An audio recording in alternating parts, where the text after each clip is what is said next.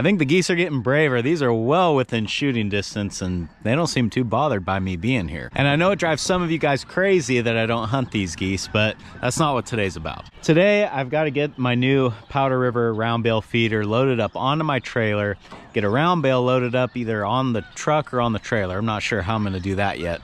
And we got to get all this stuff moved down to the steer pasture so that I can set them up with a more, well, semi-permanent feed setup. So we got to do that. I know I've got to put out salt and whatever else the day holds. That's what's going on today on Farmertylerranch.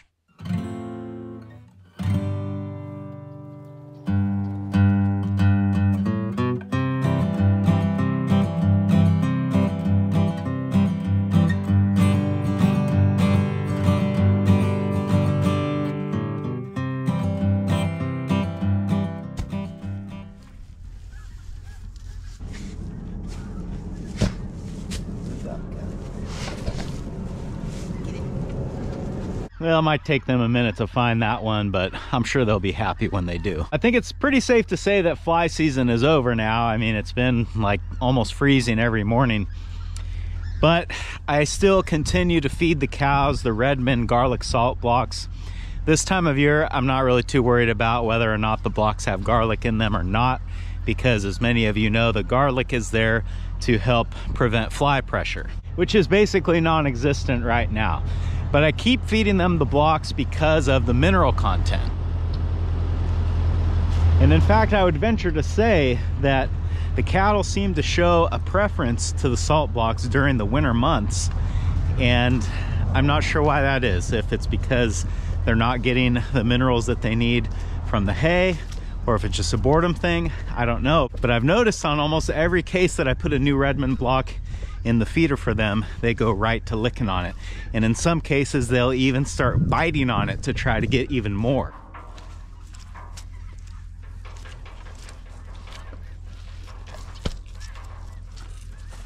Having a good mineral program is important for a lot of reasons, and these are things that I've learned the hard way. Not only is it going to improve reproduction and, you know, the things that we often talk about when we talk about minerals, but it helps to prevent disease. If you have animals that are deficient in one thing or another, I have learned this the hard way, they can be a lot more susceptible to catching something. The reproductive benefits are obvious and easy to quantify. Plus, you can just look at the animals and see how shiny their coats are to know that they're healthy. But the disease resistance is really, it's what doesn't happen that you want. All right, I think this last salt block is going to the steer pasture.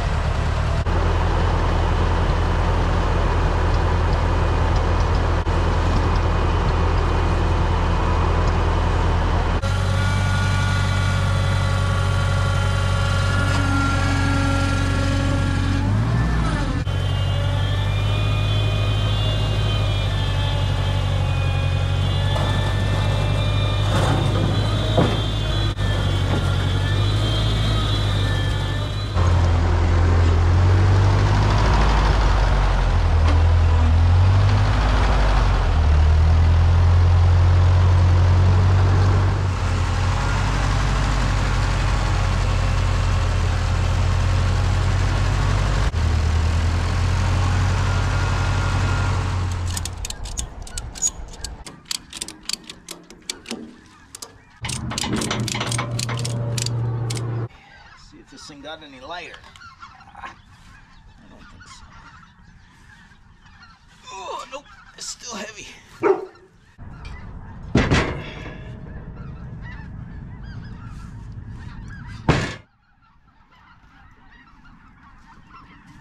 Well, there you go. It's kind of like a starter kit for feeding cows. It's got everything you need except the tractor. Speaking of tractor, so originally my plan was to set this ring feeder up, and then I think that if I set everything up just right, that I could put a round bale in the back of my truck, back up to the ring feeder, and sort of like tip it in there. And that might be what I end up doing. But for today, I have permission to use the steer pasture landowner's little Kubota tractor. You guys might remember a few months ago, I used that same little Kubota to mow the pasture out there. And I think that little thing, even though it's small, it's no smaller than my 8N, and my 8N can handle this round bale, so I'm sure the Kubota can as well. Mostly, I guess I need the Kubota to get the ring feeder off of the trailer. I originally was gonna haul this in pieces and break it down, but the reason that I've decided not to do that is because I did assemble this and use it last week for the calves. As you can see, it's assembled. And what I learned is that the Powder River ring feeder is actually kind of a pain to put together.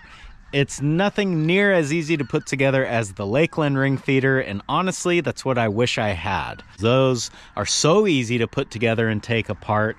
It would have been not even a thought. I could have had that thing tore down in 5 minutes and loaded on the trailer. The reason that I have a Powder River instead of a Lakeland is simply because by the time I decided that I was gonna get another ring feeder and I wanted to use it, I needed it like tomorrow. So with having to ship the Lakeland one, it would have got here too late, and I just needed one right now.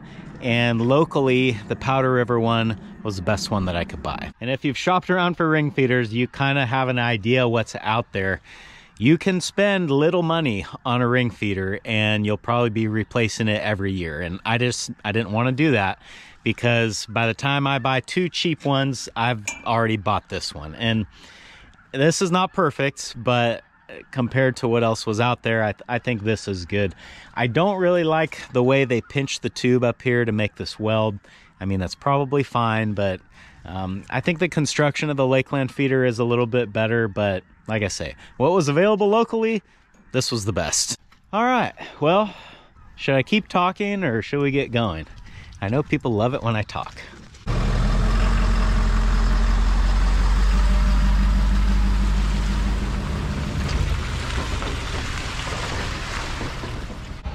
You guys waiting for me? Get in that side, actually.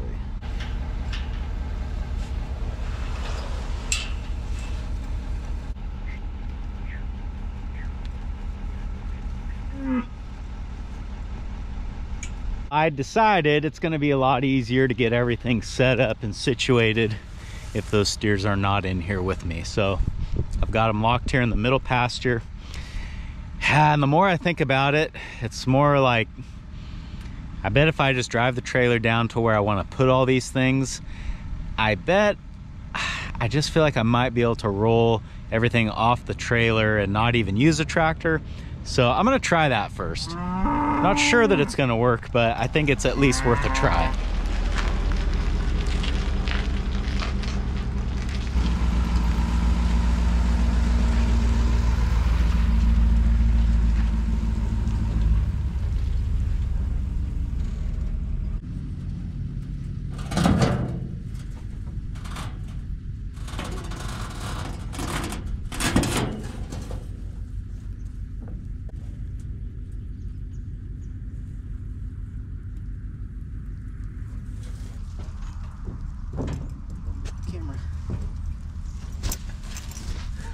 Phase 1 successful.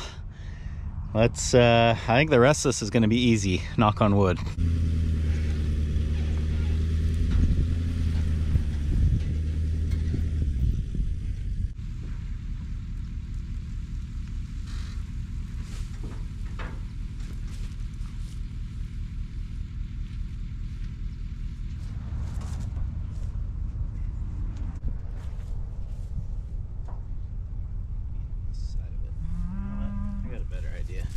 So the challenge now is just to tip this thing over, which is not a big deal if I was 8 feet tall and could reach the top of it, which I can't. So I guess the smart thing to do is to back the truck or the trailer over here next to this so I can get a little bit of a height advantage.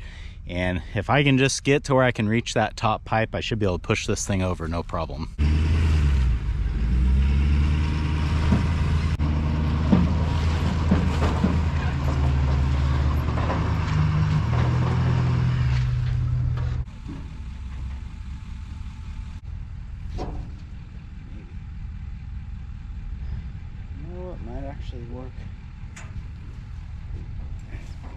almost get it here. Well, my concern, to get it to the tipping point, I've got to push it so far, and I'm worried if I just give it a good shove, it'll tip back and then I'll have to catch it, which may not be a big deal, but I think if I can just pull it over with the strap, that would be the better way to do this.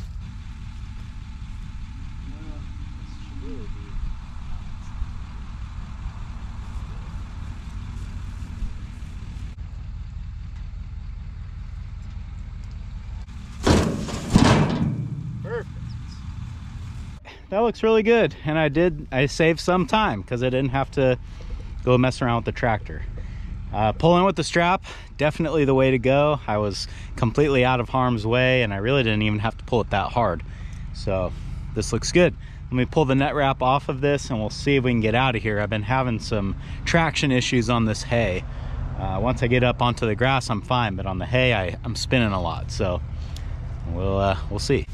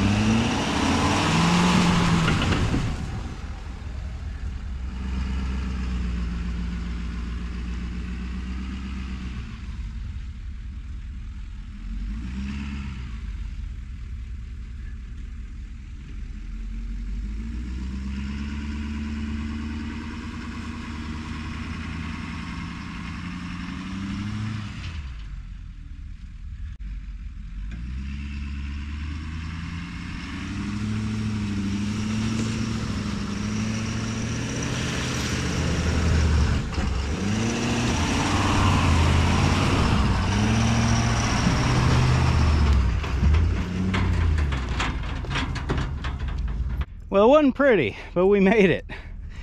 I was starting to think I might have to walk up and get that tractor after all.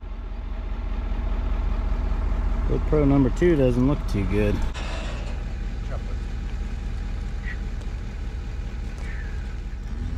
All right, come on, let's go get it. Now they just want to sniff that truck. Come on, boys.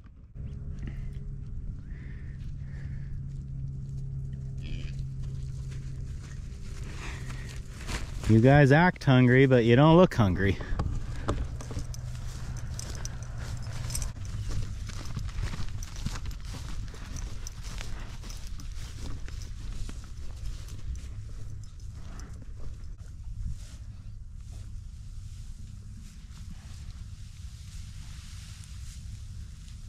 Well, it's working just like a feeder should. They almost look like they're mad because normally when I drop a bale off for them, they want to rub on it and push on it and, you know, basically spread the hay out and waste it. And now they can't do that. And they almost look at that thing like, dude, what's this? Hopefully that's going to save some hay. At the very least, it will help me better determine when they're done eating it. The problem is when you put a bale out on the ground, they go out there and they push on it and spread it around. And it's kind of hard to know when they're actually done eating it because you'll see it all spread on the ground and you kind of assume that they're done, but you don't really know. With the ring feeder, it's easy because when the middle of that ring feeder is all cleaned up, then you know they're done. So I think I will drop the Redmond block off here somewhere. And while I'm here with the trailer, I told the landowners how to get these panels cleaned up. They didn't really ask me to do that, but the rest of this property is so pretty and these panels are kind of an eyesore. So I think in order to be a good tenant, that's what I should do.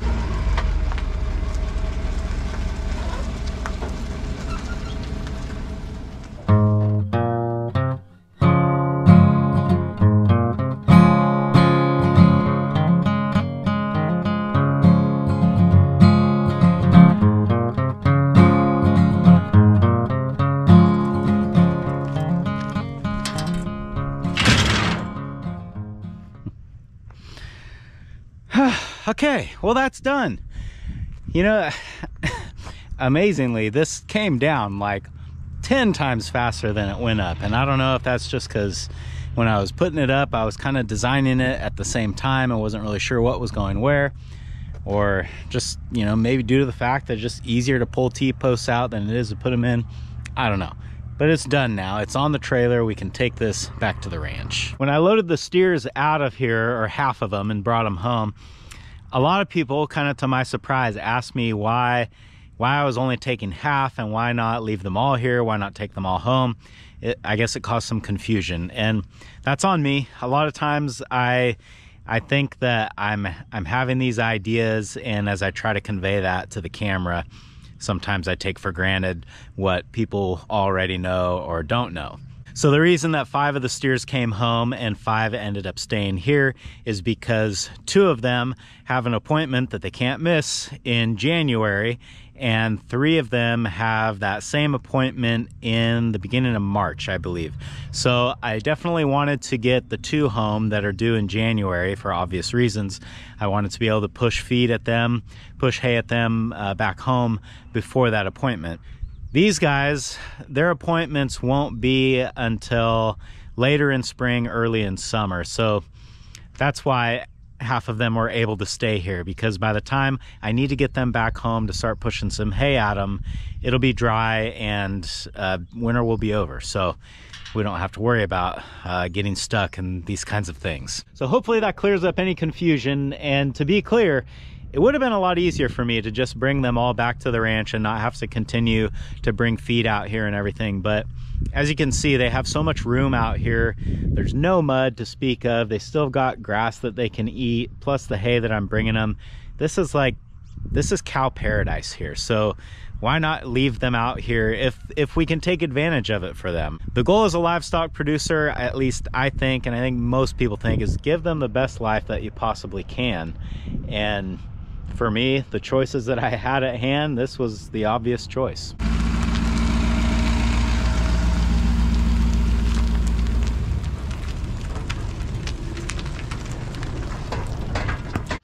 Well, I got my panels back here in the hog barn, and then I've got a few over here, and then a few more down there where I know that I'm gonna need to put some back up when it's time to round up the calves. But as I was loading the panels here in the hog barn, I just couldn't help but notice my little yearling bull calf is such a tubby little guy. I shouldn't say little. He's getting big, and he is just, I mean, the camera probably doesn't do it justice, but he's really filling out. And the other thing that I've noticed is, since being in the bullpen with his 2 steer companions here, he's really mellowed out and tamed down. I can almost pet him, and that's not really a goal of mine, but it is also just kind of nice to know that he's friendly and he's not high-strung and fearful of me. I know it's kind of hard to see them in there. The lighting is not great, but they're doing what they do best right now, and they're eating, and probably not a lot I can do to get them out of there. I think that's gonna do it for this one. Thanks for hanging out with me today, guys, and I hope I'll see you again on Farmer Tyler Ranch.